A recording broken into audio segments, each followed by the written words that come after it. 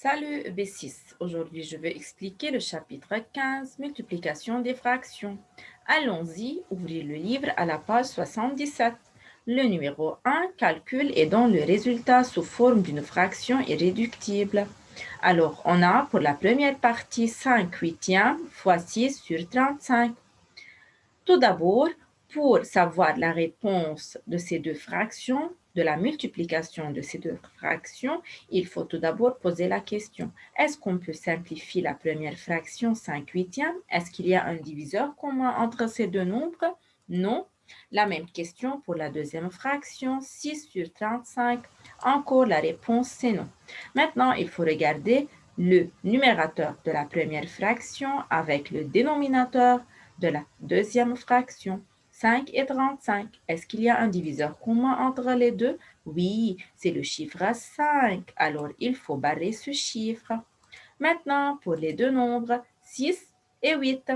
Est-ce qu'il y a un diviseur commun entre les deux? Oui, 6, c'est 2 fois 3. Et 8, c'est 2 fois 4. Alors, le diviseur commun, c'est le chiffre 2 et il faut barrer 2.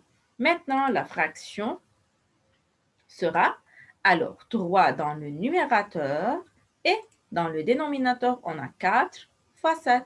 Alors, 3 sur 28. Maintenant, on a 15 quarts fois 2 tiers. Il faut poser la question, est-ce qu'on peut simplifier les deux nombres 15 et 4? Est-ce qu'il y a un diviseur commun entre ces deux nombres? Non. La même question pour la deuxième fraction, 2 tiers. Encore, la réponse est non.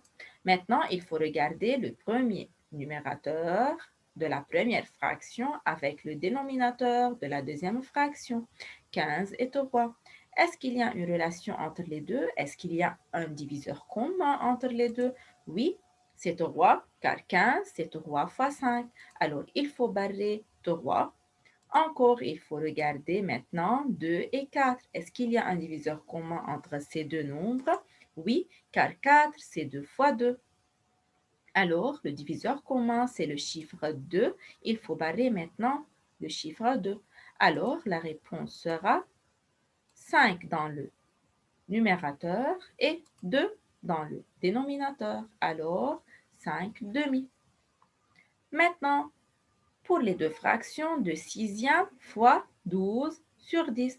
Alors, il faut poser maintenant la question, est-ce qu'on peut simplifier 2 sixièmes? Oui, car 6, c'est 2 fois 3, n'est-ce pas? Alors, le diviseur commun, c'est 2. Il faut barrer le chiffre 2. La même question pour la deuxième fraction. Est-ce qu'il y a une relation entre ces deux nombres? Oui.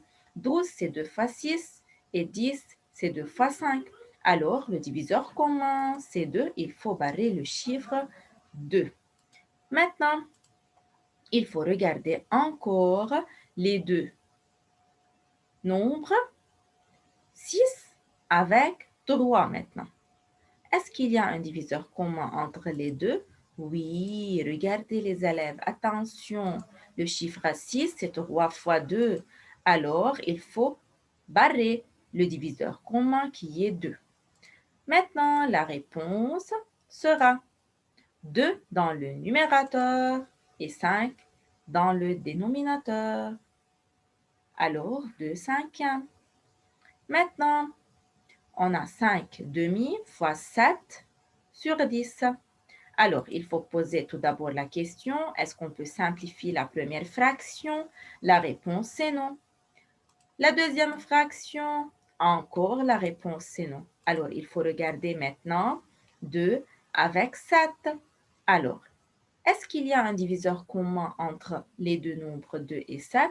Non. Alors, restent les mêmes. Encore 5 et 10. Est-ce qu'il y a une relation entre ces deux nombres? Oui. 5, c'est 5 fois 1 et 10, c'est 5 fois 2. Alors, il y a le diviseur commun qui est le chiffre 5. Il faut barrer ce chiffre. Maintenant, alors, la réponse, c'est dans le numérateur, on a le chiffre 7 et dans le dénominateur, on a 2 fois 2, c'est 4. Alors, 7 quarts. Et c'est tout pour le numéro 1. Merci pour votre attention.